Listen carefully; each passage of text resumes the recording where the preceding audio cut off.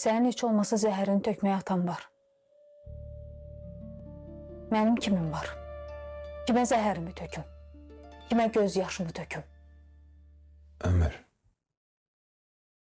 sabah çıxıb gedirsin.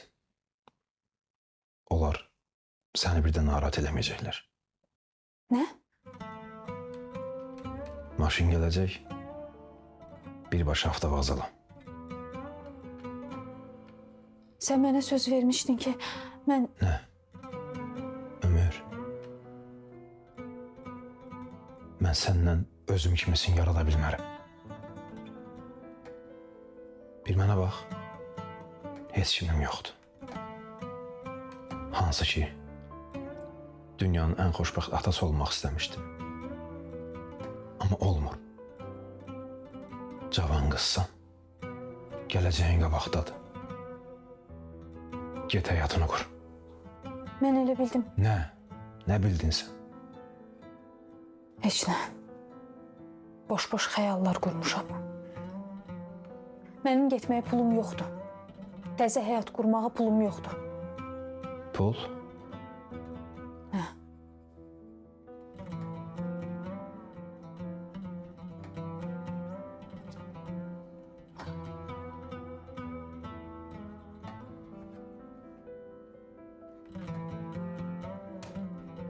Bu nədir? Pul. Demirsən harasa getməyə, təzə həyat qurmağa pulum yoxdur?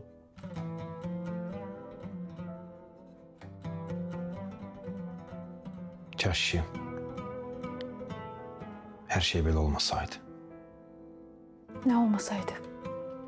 Yəni bu şərtlər altında rastlaşmasaydıq. Amma rastlaşdıq. Səhv elədik. Biz səhv eləmişik. Mən dözərəm. Dözərsən. Atanın qatilinə dözərsən. Yanında qalmaq istəyərsən onun.